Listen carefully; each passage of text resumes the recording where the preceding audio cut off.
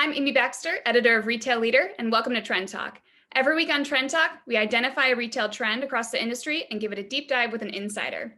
This week, my guest is Michelle Warren, editor and associate publisher of Convenience Store News Canada, which is a sister publication to Retail Leader based in Canada. And our retail trend today is sustainability. Sustainability has been an ongoing issue for virtually all retailers for the last several years, but as consumers are coming out of the pandemic and a lot of shopper behavior has changed so rapidly over the last year, there seems to be a lot of movement right now towards sustainability initiatives. We're seeing that consumer demand and that consumer influence play out in a lot of different ways across retail and specifically in the convenience store sector. And so we're going to get into some of those today. So thank you, Michelle, for joining me today. Could you introduce yourself and tell me a little bit about Convenience Store News? Sure. Thanks, Amy. Thanks for having me. It's Convenience Store News Canada. We're a bilingual publication. We publish in English and French. We're a flip publication. So on the one side, we have Convenience Store News Canada, and the other side is Octane, which covers the forecourt, fuel, gas, petroleum sectors, car wash as well. So we're seeing a lot of movement right now and a lot of talk about sustainability across all of the different sectors that are tied together. Mm-hmm. Yeah, I would love to start with just an overview. There's so many different facets to sustainability, but it's not just a buzzword. There's a lot of actual real movement going on. So what are some of the ways you've seen sustainability creep into the convenience store sector in Canada? Well, I mean, there's so much happening at a global level, right? So that, and a lot of the global organizations are putting together their sustainability, and a lot of the manufacturers are putting together really interesting programs right now because, you know, a lot of the convenience products sold in convenience, so there's waste involved. So they're looking at ways to reduce their carbon footprint and to meet some of the climate change global demands. And then here in Canada directly on the especially on the packaging front, the federal government last fall, in fall 2020, introduced a ban on 6 single-use plastics. Mm-hmm. And they will not be able to be used in stores as of 2020. So that's coming up very quickly, right? And this includes things like plastic bags, straws, stir sticks, plastic cutlery, the 6-pack rings you might see around pop, things like that, and then food containers that are made from non-recyclable plastics. And so, especially as more convenience stores and gas stations get into food service and offer a lot of those products, then we're seeing this trickle down and affect things there. And then there's generally, I think, a strong appetite from people to take those steps even further. So there's even a call to include things like hot and cold drink cups and even cigarette filters and styrofoam. So really this move towards sustainability, sustainable packaging, reducing carbon footprint almost affects every aspect of the convenience sector. Yeah. And I think it's super important to point out that there are major differences in the regulations between the US and Canada. Sure. While our two countries are signed onto a lot of the same global goals and global agreements, you know, there's many differences here in the US versus Canada. One being, you know, it's down to the cities and the local governments really to put in place those sorts of plastic bans that we've seen. Right. Plastic bags has been the biggest one probably here, but it's really down to the state or the city versus the government putting the ban in place. And here that's been a big challenge for operators, right? Because especially some of the larger organizations that have stores or locations across the country, right? They're dealing with different rules and regulations, sometimes on a municipal level, sometimes on a provincial level.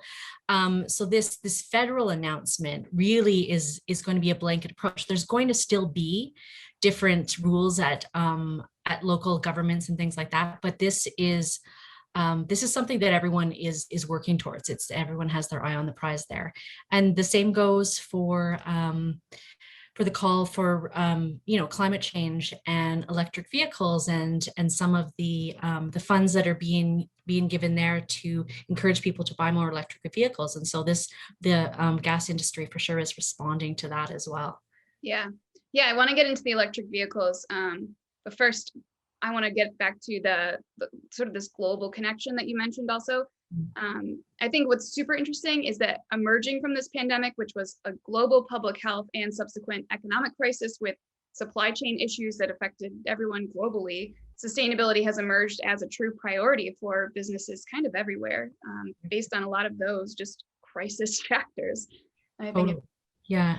And it's interesting because I mean, in the early days of the pandemic and when there was concerns about spread for surfaces and that sort of thing, we saw a lot of use of plastic and, different cleaning chemicals and that sort of thing. And I wondered if companies would see that as kind of an excuse to pause or to put some of these sustainability initiatives on hold or yeah, slow things down. But what I was actually really pleasantly surprised by is it seems like all of these organizations used it um, as an opportunity to start bringing change in a really meaningful way. And we actually just published a piece in our May-June issue, which was about sustainability, a sustainability report. And it looked at what a lot of the manufacturers were doing. And so many, like we were counting it up, how many of them released commitments to environmental standards or changes to their packaging for different products or where they're sourcing products, things like that. So many organizations, from Mondelez, Coca-Cola, Nestle, really across the board, were releasing. There seemed like there was new announcements coming in all of the time. So it was, I mean, it makes sense, right? Like, I mean, the industry itself has contributed to a lot of the issues. So they're working now to fix them. yeah. And definitely there's the consumer demand that's getting Absolutely. louder and louder for Yeah. these different changes Mhm. in products. And then Yes. I think branding the products that way, that the packaging is better too, is part of it all that we need to Yeah. know.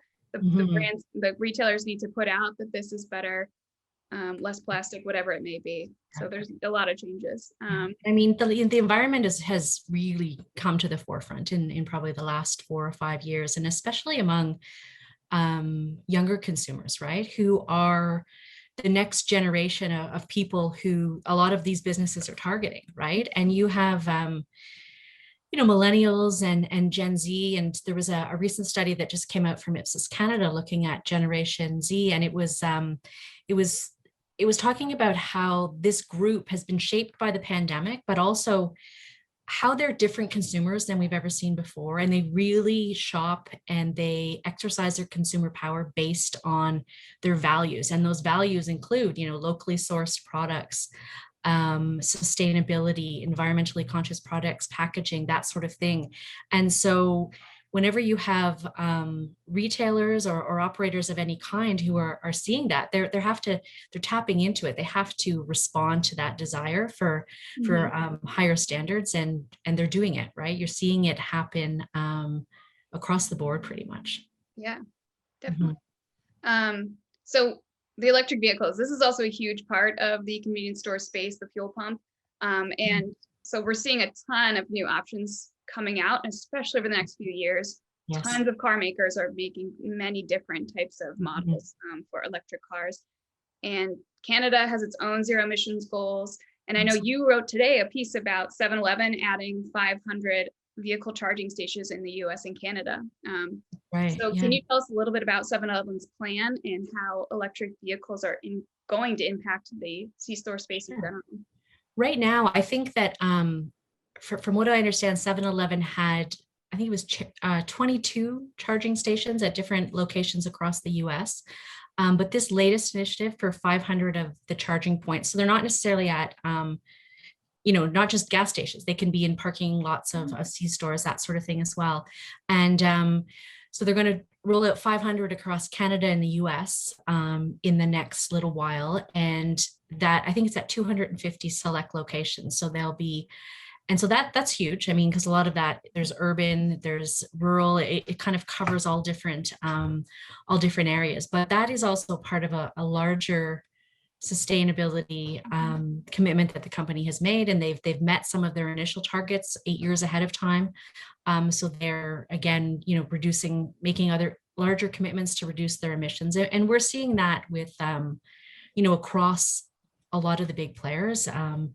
Couche-Tard is here is a Canadian company with a global footprint, and they have been working really hard in that space, in the electric vehicle space. And Parkland as well, a Canadian organization with locations in the U.S. too. And they released their first sustainability report in September. That was the first one that they had done. So it's happening I think at all levels, and even there was an independent retailer in Quebec this morning, and they too have an electric, and they're in a rural Quebec in the middle of nowhere, and they have a vehicle charging station. So it's not just the big players that are getting in on it. I think a lot of the independents are looking for those points of differentiation, and we have with Petro-Canada as well here in Canada, we have this commitment to the electric highway with having charging stations from coast to coast to coast. So there's a lot happening. It's pretty exciting. Yeah, it's super cool. And I think one of the big concerns, I've never actually bought a car in my life. I'm 30 and my first car will probably be an electric car. Yeah, in the next couple you're years. not alone there. Yeah. But one of my big concerns is, taking on a road trip. So seeing these announcements is super exciting. Yeah. It just means that the infrastructure is appearing. It makes all these things more possible. Yeah, for sure. And I know a lot of people who said like they don't want to buy a car until they can buy an electric vehicle that's more sustainable. And you need to be able to get from A to B, not just zipping around the city, but people who trek across the country, and that's happening. There's right. More and more spaces for people to make sure that they can make that full journey, and then that opens up new opportunities, right? Whenever you're stopping at a convenience store or gas station to charge your vehicle for, it's not instantaneous. You might have to park for half an hour or something like that. So then all of a sudden there's opportunities for, food service, like draw the customer inside, keep them there, offer them meals and other ways to relax while they're waiting for their vehicle to charge. So it's going to open up a different kind of opportunity, and probably it's going to affect how C-stores and even gas stations are designed, because they're going to want to create more welcoming spaces for people to come in and hang out for a little while. Yeah, it's almost, there'll be like mini destinations along your route, which totally, yeah. You'd be like, I want to stop at that place because they offer this, right? So it's a chance for operators to differentiate themselves and do more to draw in those consumers who value and who they already know, right, have values around sustainability and carbon footprint. Yeah, that was kind of my next question was, and probably my last one today, but do you think that this is actually a marketing opportunity for a C-store to be the brand they're the green convenience store, they're the green, mini mart? You know what, I think really it's more of a, there's certainly opportunities across the board there, I think, but also I think you have to do it. Like there's not like if you're going to hold back and say, oh, that's that store's area or that's that manufacturer's area, then I think you're going to miss out, because increasingly there's a groundswell around with consumers of all ages, and it's not just with young people of all ages have these values around the environment, and globally as well. So I think if you don't do it, you're actually going to be left behind. But certainly in these early days, it's an opportunity to, you should be communicating, right, and marketing and talking to your customers about what you're doing, because people are making choices all the time, right? We know that there's been tons of studies that show that people are shopping with their conscience, right? And they want to align themselves with companies and with brands that fit in with that. So we're going to see that more and more. And so I think that if operators and manufacturers are not getting on this, then they're going to lose out. But the ones that are the early adopters are definitely trailblazers, and they're doing some very, very interesting things. And it's not just the big companies, as I say, like it's, they all have their sustainability reports, but that they're doing. But we have a really strong group of independent operators here in Canada. And some of them are leading this, right? They're nimble and they're able to make decisions quickly. They have to wait for it to trickle down from head office. So they're having a bit of fun with it. I took my kids out for ice cream yesterday at our local shop, and our spoons were made of wood, recycled wood that it came in. And there was cones, but also the little bowls that things came in, they were all recyclable. And I don't think that wasn't there a year ago, right? So I mean, everybody has a role to play in this. And I think that if you are not stepping up in terms of creating, embracing sustainable products and trying to make changes to packaging and to your offerings, then I think that you're going to be left behind. Mm-hmm. Yeah, it is super exciting, evolving rapidly, as you're saying.